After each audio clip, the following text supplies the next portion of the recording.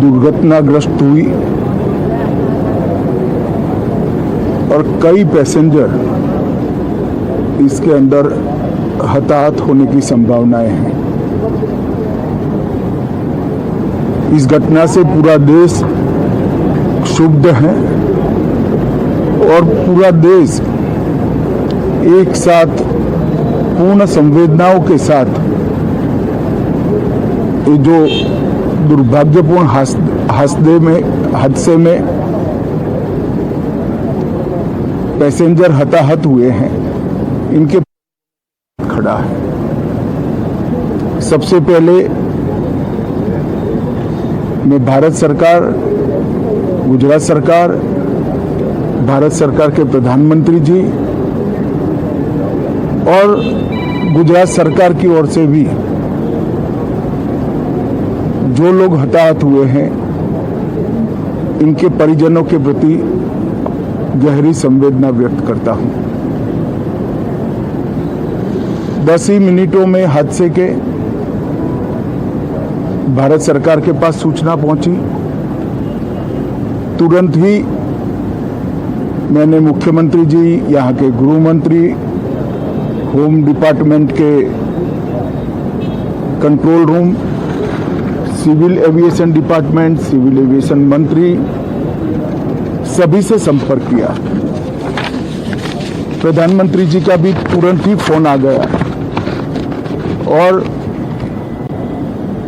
भारत सरकार और गुजरात सरकार के सभी डिपार्टमेंट एक साथ होकर राहत और बचाव कार्य में लगे। इस विमान में कुल मिलाकर 230 यात्री देश के और विदेश के और 12 क्रू मेंबर सवार थे। इसमें से एक यात्री का बचने का अच्छा समाचार मिला है, मैं उनको मिलकर आया हूं। मृत्यु का आंकड़ा तो डीएनए परीक्षण और यात्रियों की पहचान के बाद ही अथॉरिटी अधिकृत रूप से घोषित करेगी, मगर जो यात्री बचा है उसको मैं मिलकर आया हूं। घटना के तुरंत बाद गुजरात सरकार ने बहुत त्वरा से डिजास्टर मैनेजमेंट की सारी इकाइयों को अलर्ट करते हुए, चाहे हेल्थ डिपार्टमेंट हो, चाहे फायर ब्रिगेड हो, चाहे पुलिस विभाग हो, भारत सरकार की भी सीएपीएफ को संपर्क कर सभी ने एक साथ मिलकर राहत और बचाव का कार्य चालू किया।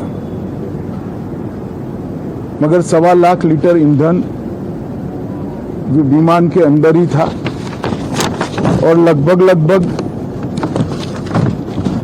गर्मी, तापमान इतना ऊंचा हो गया कि किसी को बचाने की मौका ही नहीं मिला। अब मैं घटना स्थान पर भी जाकर आया हूं। सारे यात्रियों के मृतदेह को बाहर निकालने का काम लगभग समाप्त हो चुका है। जितने यात्रियों के परिजन यहां पहुंच चुके हैं वो सबका डीएनए लेने की कार्यवाही भी 2-3 घंटों में समाप्त हो जाएगी।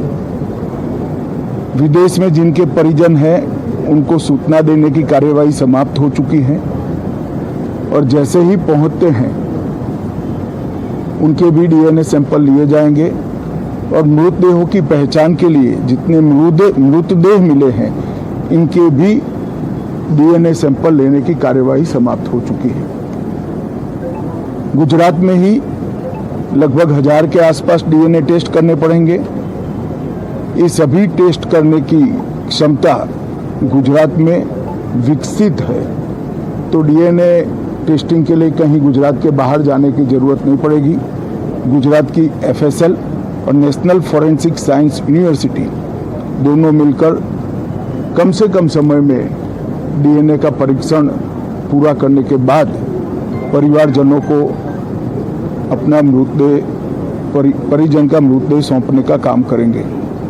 उनके रहने की सुविधा, उनकी सांत्वना की सुविधा, जिनको मेडिकल प्रॉब्लम ट्रॉमा के कारण हुए, इनकी मेडिकल की सुविधा, ये सारी व्यवस्था बहुत सुचारू रूप से हो चुकी है। अभी रिव्यू मीटिंग में सारी व्यवस्थाओं को हम सब मंत्रियों ने साथ में मिलकर देखा है। एविएशन डिपार्टमेंट ने अपनी जांच शुरू कर दी है और